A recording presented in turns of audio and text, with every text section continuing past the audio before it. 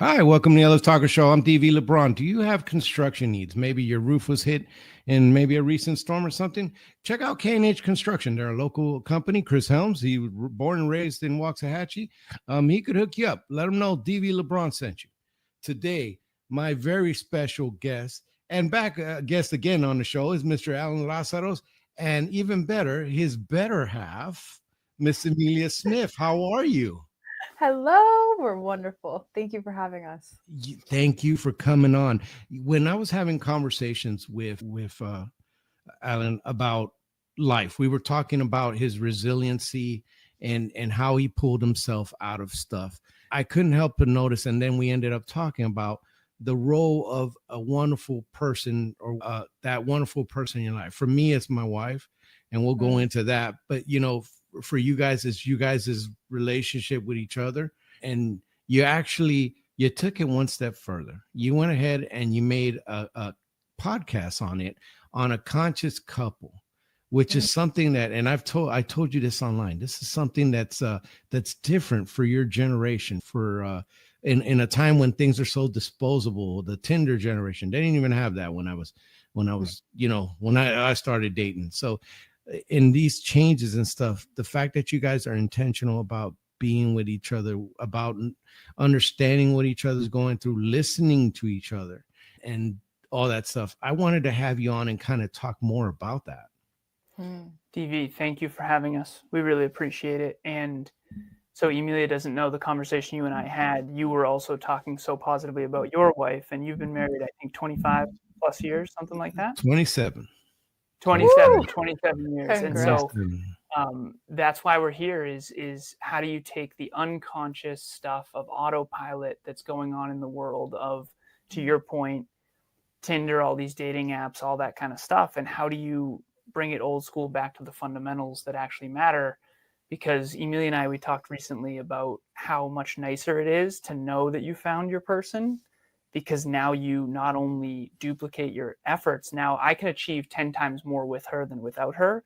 Whereas in the past, when I was in a relationship, I was always sort of reluctant to build a future with them. And I realize now in hindsight how much that held me back. And so it's really cool. Once you find your person, all you want to do is build this bigger, better, brighter future and this legacy. So we're really grateful to be here. And Emilia, I want to make sure she talks a bit about this too, because what you and I talked about in the last episode, we connected deeply with just being so respectful and so grateful for really our woman counterpart. And it's awesome. It's awesome. Emilia, I that's what we did discuss. Now, tell me, how did you guys meet, Emilia? How did that come about? And when did you guys make a decision that you guys are going to honor each other in a certain way and respect each other in a certain way? When did you make that decision? How did all that come about? Yeah. So from my perspective, that decision of honoring my partner came even before I had met him. And it really started within making sure that I could honor me, right? Like, and I know that might sound selfish initially, but I had been through my share of unhealthy relationships. And I essentially said, I'm not interested in doing that anymore. And the next person that I'm going to meet is going to be 100% the person who I honor and I respect, and the person that I can be wholly and truly me. And when I had met Alan, it was actually through social media. He had a mutual friend at the time that connected us and introduced us. And so I initially first met his brain before I met his heart. So he had Next Level University, and I had listened to an episode and I fell in love with his brain. And I was like, this guy is different. And I fell in love with that. And then over time, we had got to know each other through a couple DMs that he sent and unsent. You mentioned the disposable world. When she says I unsent them, what she's really saying there is I was concerned because her Facebook said in a relationship. Yeah. And I didn't want to be a homewrecker. Okay. But I also did, obviously. No. Yeah, you slid. You were sliding, bro, like socks on the floor. You're like, hey, I'm here. Hey. Yeah, so it's the Hyperconscious podcast back then is what it was called before it was Next Level University. But she had actually recommended we do an episode on selfishness versus selflessness. And so we did that episode. She was a listener of the show, and someone I was mentoring and coaching at the time, Bianca, who is now someone who works at her company, is the one who basically said, so I was fitness modeling at the time, DV. Okay. Whoa. Not my I've never been guilty of that. But when I saw his profile picture, I was like, been there, done that. No, thank you. Meaning like, I don't want to be just on the superficial level, because that was the relationships in hindsight I had really had. It was just the surface level BS, just attraction, not at a deeper level. And that through my relationships, I realized was just so important. If we don't connect at those deeper value centric level, it's not going to work eventually. Alan, tell me, and I'm sorry to interrupt, but I want to, because what she mentioned there is big, because that's the superficial is the world. I mean, that is what makes TikTok. That's how you get TikTok famous. I mean, it's everywhere. So were you dealing with that superficial part too, and you're, looking around trying to find a partner? DV, that is the hardest part of my life currently. You see us dressed really nice. You see this really nice backdrop. You see the audio quality. You see the packaging around the product. And it's really hard for me to realize that the way that you succeed externally in the social world and in the economy is very different than the way you succeed in real life behind the scenes with your partner. Yeah. And you and I think I used this metaphor when you and I talked last, which is there's the social world that we all have to live in, and then there's the real world. Mm-hmm. The social world is the wedding photos and the wedding. And the wedding's not really about you or the couple. It's about everyone else. Absolutely not. And then there's the marriage. So what I always say is everyone's wedding photos look great, but their marriages behind the scenes definitely do not. Certainly not where I grew up. Mm-hmm. And so I want to focus more on the actual relationship and the marriage. And we're not married yet, but we've already talked about it. We've got the vision. I always joke we have a 60-year plan. Seriously. We've whiteboarded. We have a whiteboard at the center of our home. Yeah. So the whole 9, we've done all the goals, dreams, dream mapping, vision boarding, the whole thing. But ultimately, my point here is the hardest part of my life currently is, and hers as well, is this front-facing version of us versus us behind the scenes. And how much do we want to let people in? Yeah. Because we have a podcast about intimate relationships, and we do events every month. We've done our 50th is coming up, 50th month in a row. Mm-hmm. And yeah, right. And so the hardest part is how do we stay authentic on a public medium and teach these principles, but also keep some things for just us. And we're constantly in that sort of dance. So to your point about the original question about the surface level, we're trying to figure out how deep to bring people. And yeah, go ahead. I would say, and also to that end, how deep are people also willing to go within themselves? Because the superficiality is so much positively reinforced. Mm-hmm. And not everyone has what I refer to as the emotional scaffolding to go deeper and have a conversation like this, mm-hmm. and that's okay. It's so much more along what we found when we initially met, which is, are you taking that conscious couple approach, which really is founded in self-reflection? Like I mentioned, when I first had met him, he slid into the DMs, and on my Facebook profile, I was in a relationship. But ironically, I was in a relationship with myself, because essentially I'd been there, done that, been in relationships that I was not interested in. And so I'm going to leave my profile that I'm in a relationship, but no one needs to know it's with myself, just to kind of keep mm-hmm. people at bay, because it was easier. It was so much easier, because I found that not everyone wants to go deeper. Not everyone is capable of going deeper. Not everyone wants to not have a surface level relationship. And now you couples are nowadays and youngsters, that whole deep thing is something I discussed this with people in my generation. Not that there wasn't smut, there was obviously smut, but things seem like they wanted to get into the romantic, into the deep.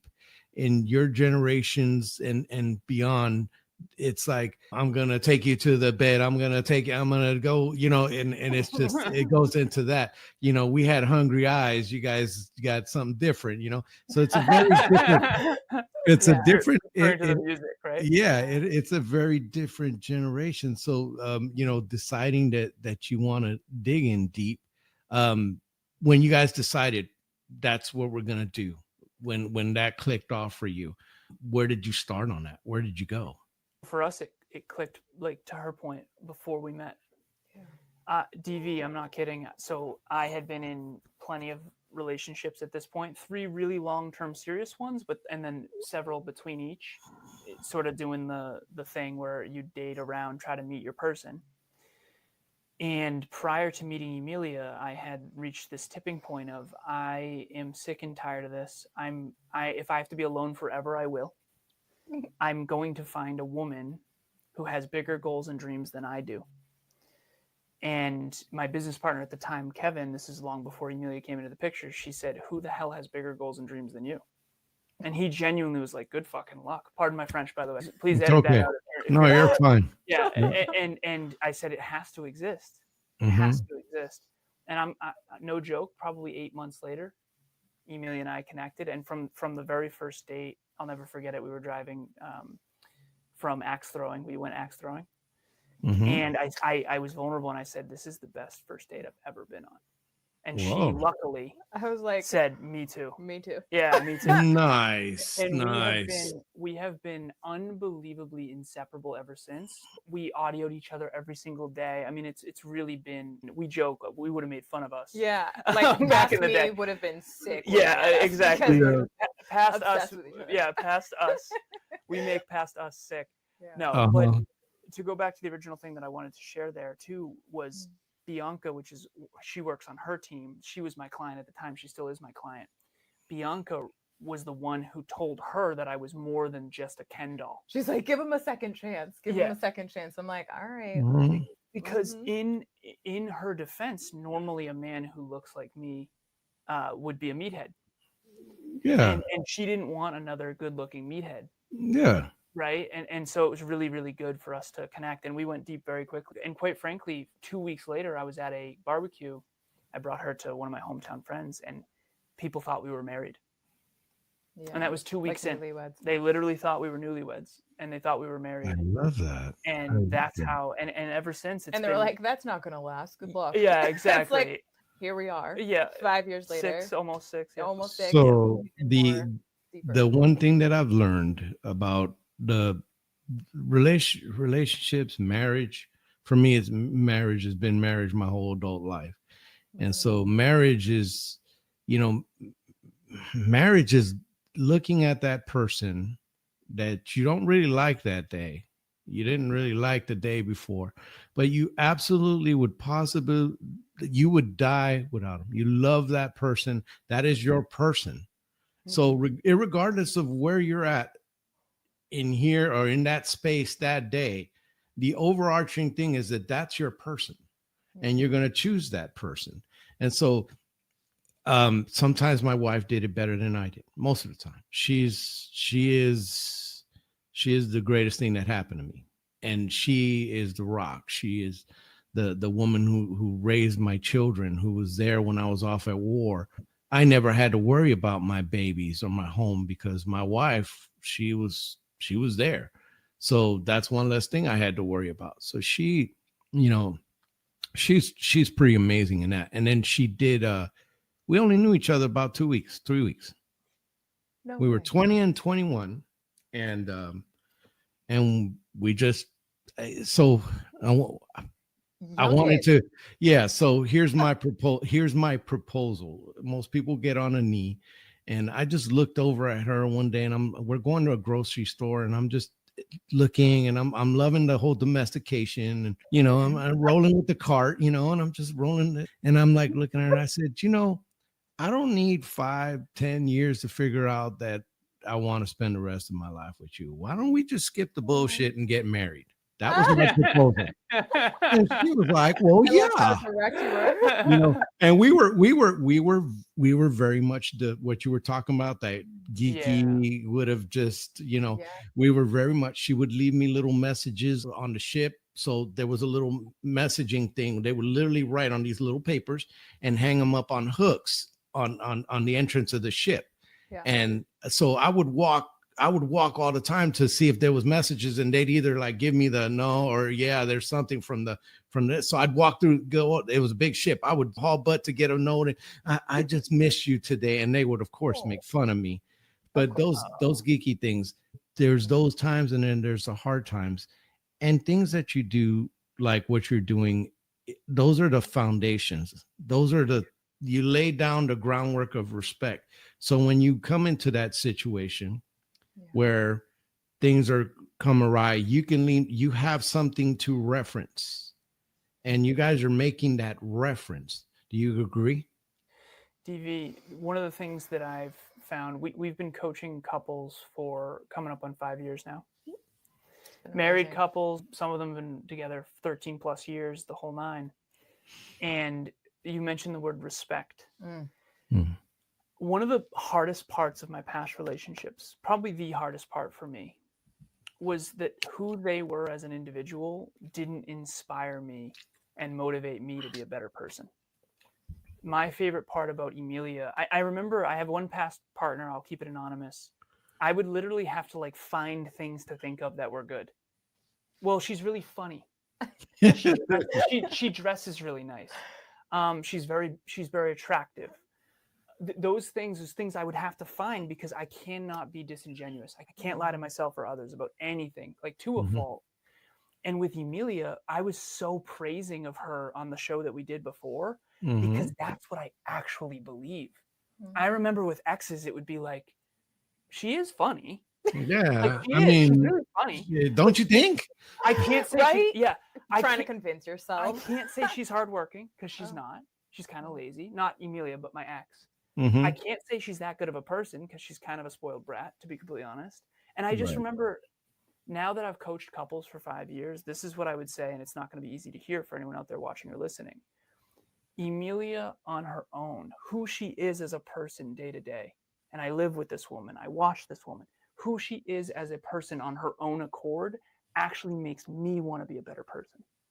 Through her example, not because she tells me I should. Like, I have a therapist. She's been doing therapy since she was 12. She's also kind of a therapist, a coach in her own way. When she asked and she said, Alan, I think that getting therapy would be super beneficial to you. I think you're leaving a lot of opportunity on the table and you're not going to reach your full potential without I remember you said that. Yeah. And if she hadn't also been leading by example, I would never have done that. Because there have been people in the past that know I have a tough childhood and stepdad, abandonment, all kinds of stuff. But they would say like, hey, you really should X, Y, Z. And then I'd look at them and I'd go, what exactly are you doing to work on yourself? Her work on herself on her own accord, and her work ethic on her own accord, and her goals and dreams on her own accord. Like, to me, she inspires me to want to be a better person. She picks up litter on our street. She literally won't even kill bugs. She brings them outside. Okay. That, to me, she's just such a good person. And I remember being with past partners being like, I'm not trying to be mean. It's just, I guess she's pretty good looking and she's funny. That's not enough. That's not. It's not enough. And marriage needs to be built on what I just said, in my opinion. And I know I'm saying that not married yet, but we intend. And so at the end of the day, I think that's one thing I've learned from coaching couples is the other person has to be your fucking hero. Emilia, and I share that with my wife. She is my hero. She's definitely my hero because she did the same thing as you. She saw that. And, I'm going to go into a conversation here about it. So I'll just kind of touch on it. She saw the flags, the red flags, right? Yep. And the red flags were that the man that she knew who left for Iraq and the man who came back from Iraq were very different. And something was wrong. And I could not see it. I was in a destructive cycle. I just thought everything was fine and dandy. But she saw that, and she actually did the studies to find out, what PTSD does to your brain, how war affects. She did the homework. She did the stuff. So when you saw that, did you see it as a red flags? And tell me about the importance of being able to deal with the red flag instead of running from it. Thank you for sharing that, first of all, and shout out to your wife. She sounds like she rocks. And it takes a whole different type of woman to notice the red flags and go into herself and ask herself the question, not only does she want to share what she sees, full well knowing that you might not want to do anything with it. There are men in the world and women in the world that will have a partner that says, hey, this is the red flag, and no, don't want to work on it. Nah. And when I had shared with Alan, I think he's leaving a lot of opportunity on the table. That was out of that word that you mentioned earlier, which is respect, right? A lot of people do not have a lot of self-respect within themselves to be able to reach down and then grab out and notice how much they do respect their partner at a fundamental level for what they do and don't do, the red flags, the yellow flags, and the green flags. And so when I initially saw some of the patterning, because of course I have a very attuned eye within the deeper roots of psychology and trauma and all of the clinical that I do know and can see within human beings, because I've been studying that for years. I didn't have any trauma. I'm joking. I did. I am did, very good and this is one of my unique quirks that has brought me a lot of pain over the past, is seeing the potential, right? Even with the red flags, and seeing potential within other people and not have their trauma define them, right? Whether it's going to war, whether that's being sexually abused, or whether that being beaten by your family. And so that was something that I had to walk very finely, because I tend to end and err on the side of, due to my learned and conditioned patterns of, see the red flag, try to fix that person as if that's my responsibility. No. Where to something that your wife, it sounds like it's one thing to go and share with your partner what you see. It's another thing to do some of the research for them and really help them recognize that there is some beautiful opportunity on the table. And just because you don't see it doesn't mean that I don't believe in your ability to see through it. And so from my perspective, some of the yellow flags that I saw within our dynamics and sharing that with him came from a place of love and self-respecting of who he aspires to be on his own accord, and recognizing that because of the love that I have for him, he can choose to take this or not. And I get to choose whether or not, we engage on those yellow flags. And he was the most humble man that I've ever met who actually took that feedback and did something about it. There's so many men. I was even on a conversation with a client quite literally just before this, who's talking about she's about to get married and her partner's not interested in doing any of the PTSD work that you mentioned. And he clearly has PTSD and it's impacting his drinking, everything. And so there are so many people that do not have that humility to self-reflect, to say, I am an imperfect human. We all have red flags. We all have yellow flags. And there are insane amount of things that are great about us too. And two things can be true at the same time. And I think that that's so powerful when it comes back to that word respect, because it's not always going to be butterflies and rainbows, right? No. Over 27 years, there's less of that than you would want to There's believe. less Right? than butterflies and rainbows. There's no, going into what we talked about with the superficial there. It can be rough. It could be a battlefield. And, like I said, you don't always like each other, but you love each other for the person that I grew up with her. We've been through so much together. We've seen so much, and it isn't just time that holds us. It certainly isn't beauty that holds her to me. That's long. That's faded, and she's still here, So, but what do you guys tell couples? Because nowadays, this stuff that we're talking about, that is so foreign to a lot of these kids that I run into. And I say that, I'm a little older. I call them kids. So the kids nowadays, he hurt my feelings. And not, I'm not invalidating feelings, but it's just I can't be with that. No, girl, you can't. Or nah, man, you don't need to deal with that. How do you guys deal with couples that are you because that's part of it. As long as there's not a narcissist, total abuse going on, it's just a day-to-day. How do you get through to couples with that? The first one is something that we initially had a couple mantras that we created and decided on. What do we call them? Code of commitment. Code of commitment. Code of commitment. And I like we kind of called them mantras back then. We've relabeled them as code of commitment. But one of them was the purpose of an intimate relationship is growth. So now every challenge, and the truth is, to answer your question, people are not going in from that frame. No. Not at all. Emilia and I, this past weekend, on the way home, we had an experience review. So every time we go and we were with her family this weekend, and on the drive home, we think about all the things that happened. What did we learn about ourselves? The wins, the losses, the improvements. We never will do everything the same we just did it. And you know this from being in the military. You do a review of what happened, and then you improve things. So we go into every experience as we want to understand ourselves, others, and the world more deeply. And then we want to talk afterwards, and we need to create growth out of this. The only wrong answer, I said this earlier, the only wrong answer is for us not to change, for us to stay the same. And so we said this earlier too on the drive home earlier today, because we were away this past weekend. We drove in today to the home. And I said to her, the reason why we struggle sometimes hanging out with other people is that they don't want to reach their potential. Yeah. Ooh. So that's not their paradigm.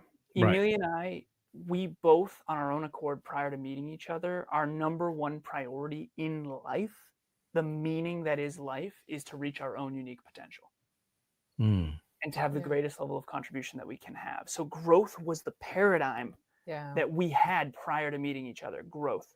This conversation is about what? Growth. Yeah, that's Yeah, growth. exactly. Yeah. And that's not what this weekend was about, unfortunately. And to that point, you know, so many couples nowadays, like, it's so fascinating because we have helped through the Conscious Couples podcast reveal that so many couples have a fixed mindset within themselves.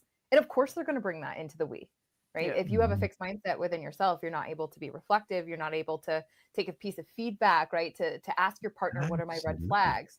You don't have what we call the triad of transformation, which is courage, vulnerability, and humility, to actually bring that forward and transition and shift into a growth mindset, which is absolutely essential to take in a long-term sustainable approach to love that continuously is recommitting to each other every single day. My wife calls that the wheeze. The wheeze doing this, wheeze doing that, and that's how she conditioned that. It's called the wheeze. Yeah, it's called the wheeze. That's what she would call it when I would be like, "Oh, I'm gonna," and she had to remind me that it was a wheeze decision. You know, that's how she would say is the wheeze. That part that you remind each other. But one thing that I've noticed as you get older and you get you get more solid in your ways. And I'm not knocking that too much. It helps some people, and some people like that regiment and stuff, but you get more solid in your ways. Things like what you were discussing, changing for somebody, having the humility to do it and stuff, those things become extremely difficult. So tell me, when you counsel couples that may be a little bit older, or even just in their late 30s, they've had this whole life that they've built up. They have their whole thing that they built up, and they've never had to make time for somebody to be in that world. I think in some ways, and by the way, I want to share this with you, DV. So your wife, the We's, the name of our company is the We. Yeah, I love that. It's not about you. It's not about me. It's about the we. The we. So that's the whole is greater than the sum of its parts. My wife should have patented that. Yeah. She's too late. No, I'm kidding. Too late. This is the masculine. This is the feminine. And the thing I like about the pyramid is that you can only grow it taller if the foundation is wider. So the whole is greater than the sum of its parts. And so, to answer you though, regarding the couples that we work with, the wanting to reach the relationship's potential, wanting to grow, that's one. You mentioned humility, courage, and vulnerability. That's another one. I think that a lot of people, and you mentioned older people having trouble growing and evolving. I got in a car accident when I was 26, and that is what shifted my paradigm, and I changed a lot.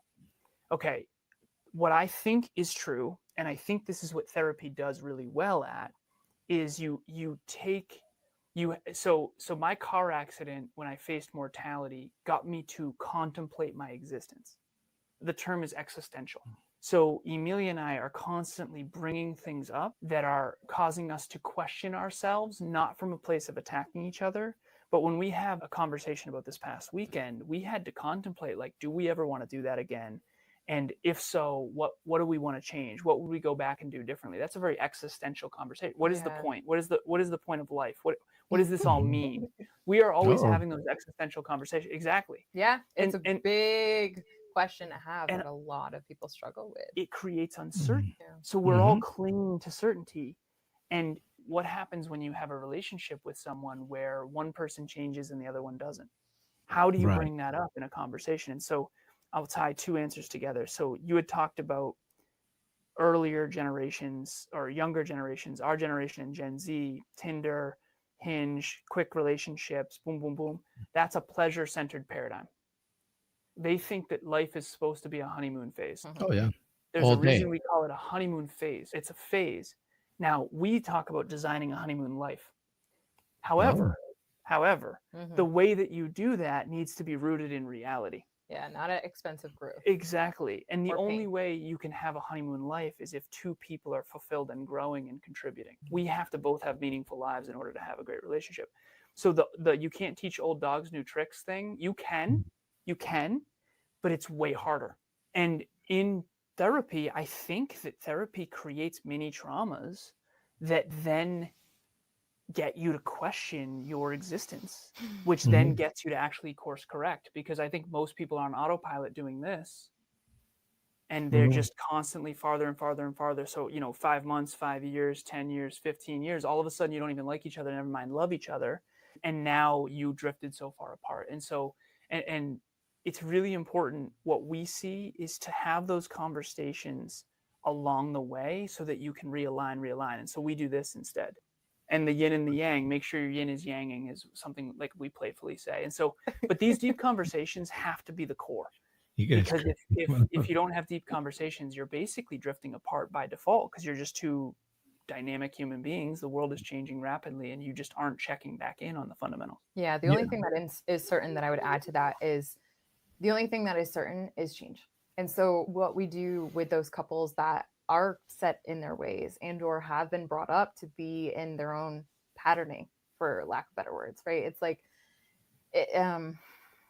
one of the things that we found to be successful with couples, no matter how long they've been together, no matter how deep they know each other, is aligning on the core values that we spoke about earlier. Yep. So what do you actually value, right? We talked about paradigms. That's something that your values wrap around. So if it's family, you might value family, but how you spend your time tells and shows us. Aligning core values, core beliefs. What are your big core beliefs, right? So beliefs about there's 3 types of core beliefs: about yourself, about others, and about the world, right? And so if you have different limiting or empowering beliefs about either of those 3 categories, you're going to conflict in moments, and that's going to create relationship ruptures and growing apart. And then Yeah. the third thing is core aspiration. So where do you guys want to go in 20 years? Alan mentioned we have the 6-year map. We are by default now aligned better and a better partner to one another because we can support the shared vision that we're both aiming for.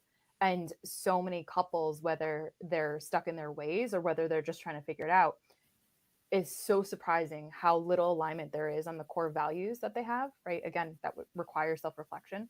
The core beliefs that they have that are limiting versus those that are empowering, and then the core aspirations, what they actually want and are interested in co-achieving, co-creating in the world. So that's one of the biggest things. We call it a GPS that we do with couples. And whether they're in their 40s, 50s, we haven't had anyone in their 60s, but Not yet. There have definitely been really entrenched core beliefs, really differing core values, and really different aspirations that we've been able to put on the same page. And that's really so much of the foundation. If her and I don't have similar goals, we're not going to be able to take the same car. That's the metaphor. Mhm. And if she wants to listen to screamo music and I love country music, we can't take the same car. And if I believe we should go the southern Okay. route and she believes we can go the northern route, we can't take the same car.